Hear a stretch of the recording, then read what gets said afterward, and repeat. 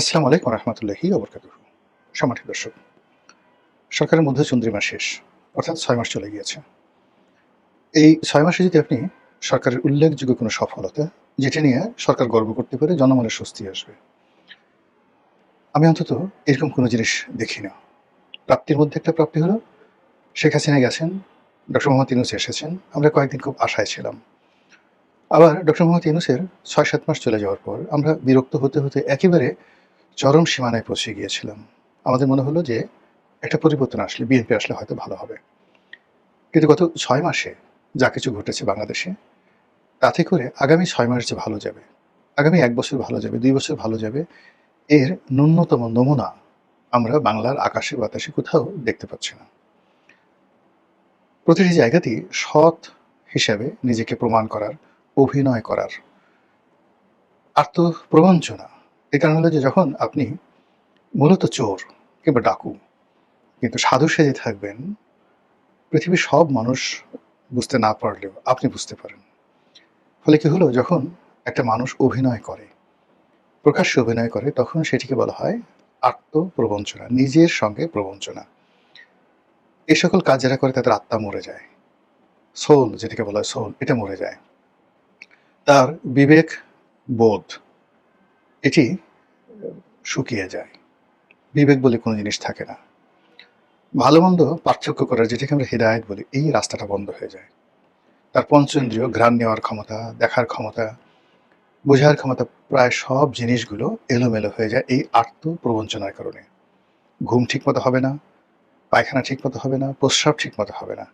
এমনকি যে স্ত্রী সঙ্গম, এটাও সম্ভব হয়ে ওঠে না, যখন মানুষ নিজের সঙ্গে নিজে প্রবঞ্চনা করে। তো রাজনীতিতে যখন মানুষ এই আত্মপ্রবঞ্চনা করে, তার যে কি ভয়াবহ পরিণতি, এটি অতীতকালে আপনারা দেখেছেন। অতীতের যেহেতু যারা অনেকে মারা গিয়েছেন, তাদের সম্পর্কে বলা কবিরা গুনাহ, জাস্ট আপনারা বুঝে নেন। অনেকে অতীতে সাধু হওয়ার চেষ্টা করেছে, কিন্তু তারা সাধু ছিলেন না, চোর ছিলেন। অনেকে তারা ভদ্রলোক হওয়ার চেষ্টা করেছিলেন, কিন্তু তারা অসভ্য ছিলেন।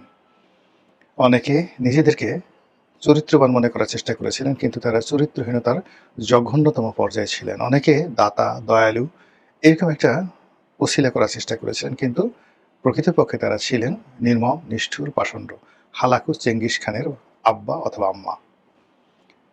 আপনারা জানেন যে তাদের সবারই বিদায় হয়েছে অত্যন্ত করুণভাবে, নির্মমভাবে, নিষ্ঠুরভাবে। তারা ধুকে ধুকে মরেছেন, বজ্রাহত হয়ে মরেছেন, তারপর লাঞ্ছিত এবং অপমানিত হয়ে মরেছেন। এবং তাদের বংশবৎ যারা আছে, বলতে গেলে তারা সবাই এই সমাজে নিন্দিত, নিগৃহীত, অপাঙ্ক্তেয়। রাজনীতির যারা মুনাফেক এবং প্রবঞ্চনাকারী, তাদের প্রথম শাস্তি হলো তারা নির্বংশ হয়ে যায়, তাদের কোনো বংশ থাকে না। এনিওয়ে, এখন এই যে নতুন যে সরকার, এই সরকারের মধ্যে বুকে হাত দিয়ে বলুন তো, আপনি চোখের দিকে তাকিয়ে বলুন তো, এই লোকটি সকালবেলা উঠে হারাম খাবার খায় না, হালাল খাবার খুঁজে এবং হালাল খাবার খায়, মসজিদে যায় অথবা ঘরে ফজরের নামাজ আদায় করে, আর হিন্দু হলে পুজো করে, তারপর মানুষের কথা চিন্তা করে মানুষের জন্য কাজ করে, ঘুষ, দুর্নীতি, অনিয়ম করা তো দূরের কথা, তার ধারের কাছে যায় না। মন্ত্রী এবং এমপিদের মধ্যে এবং রাজকর্মে যারা নিয়োজিত, এরকম ভালো লোকদের সংখ্যা আপনি কয়জনকে জানেন, কয়জনকে চিনেন এবং কয়জনের ব্যাপারে সার্টিফিকেট দিতে পারবেন? এই গেল এক। ২ নম্বর হলো যে আপনি ভালো মানুষ হলেন, কিন্তু ভালো মানুষ হওয়ার পরও তো আপনাকে ভালো কাজ করতে হবে। অথবা আপনি মন্দ মানুষ, কিন্তু আপনি ভালো কাজ করতে পারেন, ইউ আর সাকসেসফুল। এখন আমাদের দেশে রাজনীতিতে, রাষ্ট্র পরিচালনায় ভালো মানুষ কয়জন আছে, কিন্তু যারা ভালো মানুষ কিন্তু ভালো কাজ করতে পারেন না, কিছু করেন না, চুপচাপ বসে থাকেন, এরকম লোকের সংখ্যা কত? অথবা মন্দ মানুষ, সেটা তার ব্যক্তিগত জীবনে সে বাইজি মহলে যায়, ঘুষ খায়, দুর্নীতি করে, কিন্তু অসাধারণ সে কতগুলো কাজ করতে পারে। প্রচণ্ড করিতকর্মা, প্রফেশনাল, বেনিভোলেন্ট, যখন যেটা ধরে সেটা করে শেষ করে ফেলে সুন্দরভাবে, চমৎকারভাবে আপনাকে দিন শেষে একটা আউটপুট দিতে পারে। তো এরকম অনেক ঘুষখোর কর্মকর্তা ঘুষ খাচ্ছে, কিন্তু সেই যে চেয়ারে সে বসছে সেই চেয়ারের রং পাল্টে দিচ্ছে। এরকম অনেক কর্মকর্তাকে দেখবেন যারা ব্যক্তিগত জীবনে খুবই দুর্নীতিপরায়ণ, কিন্তু কখনো ডিসি থেকেছেন, কখনো কমিশনার থেকেছেন, টিউনো হয়েছেন, মেজর জেনারেল হয়েছেন, এরিয়া কমান্ডার হয়েছেন, মন্ত্রী হয়েছেন, এমপি হয়েছেন। কিন্তু এই দেশকে তারা অনেক কিছু দিয়ে গেছেন। এরকম লোক কয়জনকে আপনি চিনেন? তো এই প্রশ্নগুলো আপনি যদি সমীকরণ না মিলাতে পারেন, তাহলে সরকারের গত ৬টি মাস যেভাবে গেছে, আগামী ৬টি মাস তার চেয়ে আরও খারাপ যাবে। এই গেল এক। ২ নম্বর হলো যে আপনি যদি চিন্তা করেন অবৈধ ইনকাম, চাঁদাবাজি, নিয়োগ, বদলি, টেন্ডারবাজি, এই যে মন্দ কাজগুলো শেখ হাসিনার জমানাতে হতো, যে মন্দ কাজগুলো ইনুস জমানাতে হতো, সেই মন্দ কাজগুলো কি এখন হচ্ছে না? যদি হয় তাহলে কারা করছে? তাদের সংখ্যা কি অতীতের চেয়ে কম না বেশি? তাদের যন্ত্রণা অতীতের চেয়ে কম না বেশি? এটার উপরে এই সরকারের ভবিষ্যৎ নির্ভর করবে। তবে একটা বিষয় এখানে খুবই মর্মান্তিক। সেটি হলো অপকর্ম করার জন্য যে বিভিন্ন সিন্ডিকেট রয়েছে, সেই সিন্ডিকেটের যন্ত্রণায় মানুষের জীবন ত্রাহি ত্রাহি অবস্থা তৈরি হয়ে গেছে।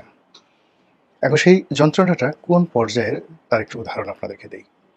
যেমন ধরুন ফুটপাত, ময়লার ভাগাড়, সরকারি টেন্ডার, সরকারি নিয়োগ এবং বদলি, সরকারি এবং বেসরকারি স্কুল কলেজের কমিটি গঠন করা, হাসপাতালের কমিটি গঠন করা, এরপর পাড়া মহল্লার মাস্তানি, সরকারি যে সকল অনুদান রয়েছে ফ্যামিলি কার্ড, টিআর, কাবিখা, ভিজিএ, ভিজিডি, বয়স্ক ভাতা, জেলের দের ভাতা ইত্যাদি অন্তত ৭০ থেকে ৭৫টি অনুদানের যে খাত রয়েছে, যেখানে সরকার আমাদের টাকা দিয়ে, জনগণের টাকা দিয়ে দরিদ্র মানুষদেরকে সাহায্য সহযোগিতা করে। এই জায়গাগুলোতে অর্থাৎ মানে এই যে সরকারের ৭০-৭৫টি যে খাত রয়েছে, এখানে ভূমিহীনদের ভূমি দেওয়া, গৃহহীনদের গৃহ দেওয়া, অসহায় দুর্বল মানুষদেরকে পুনর্বাসন করা, অসংখ্য কাজ রয়েছে। সেই কাজগুলো গত ২ বছরে কতটুকু উন্নতি হয়েছে, কতটুকু অবনতি হয়েছে, কারা সুবিধাভোগী হয়েছে, কারা সুবিধা বঞ্চিত হয়েছে।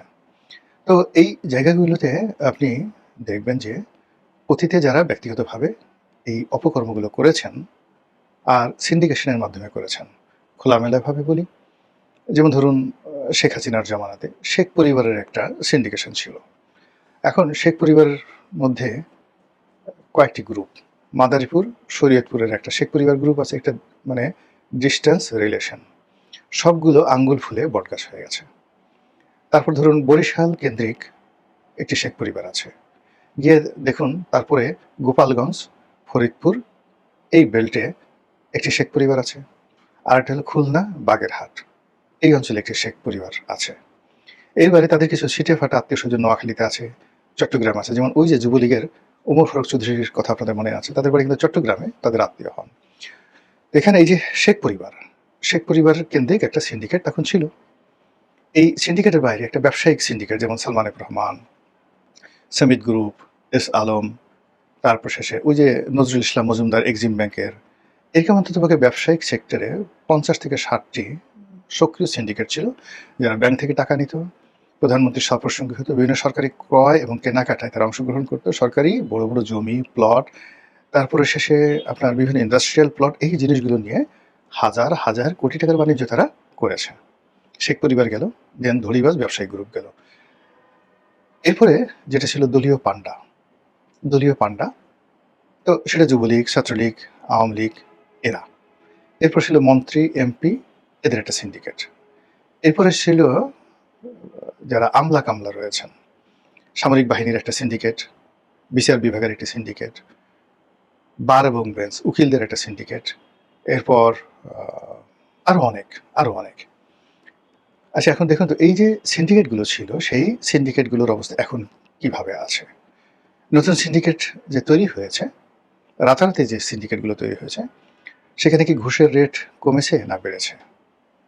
আগে যেমন দেখা যাইত মন্ত্রী, এমপিদের আত্মীয় স্বজন, বন্ধু বান্ধব, ঠিক এরকম কয়েকজন মন্ত্রীর বিরুদ্ধে ছিল, কিন্তু আত্মীয় স্বজন, বন্ধু বান্ধব থেকে শুরু করে বাড়ির চাকর বাকররা ঠিক আগের জমানাতে ওইভাবে পাওয়ারফুল কি হয়েছিল যেভাবে এখন হচ্ছে?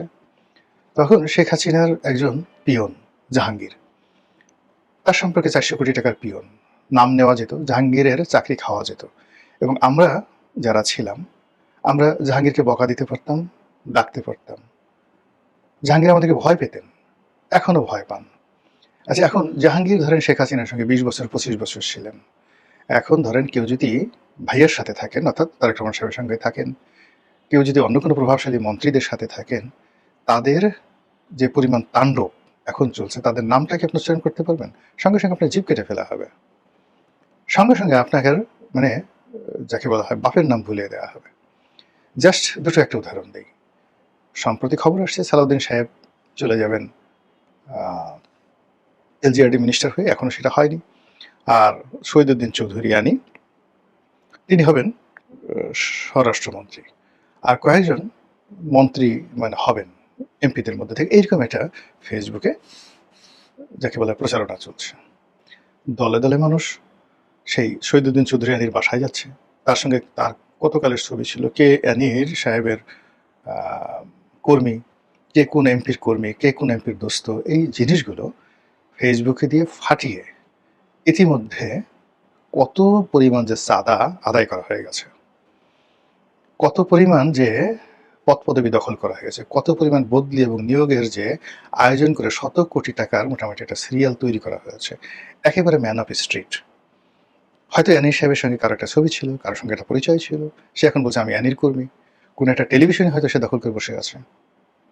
অ্যানি সাহেব জানেন অথবা জানেন না, কিন্তু এই যে লোকগুলো, এই লোকগুলোর কারণে কি হচ্ছে, এই যে যারা আসছে সে নতুন পদ পদবিতে এবং যারা আছেন এবং আগামীতে যারা থাকবেন, মানে তাদের পদ পদবি পাওয়াটা যেভাবে নাটকীয়, হারানোটা আরও নাটকীয় হয়ে যাবে শুধুমাত্র এই কর্মকাণ্ডের কারণে।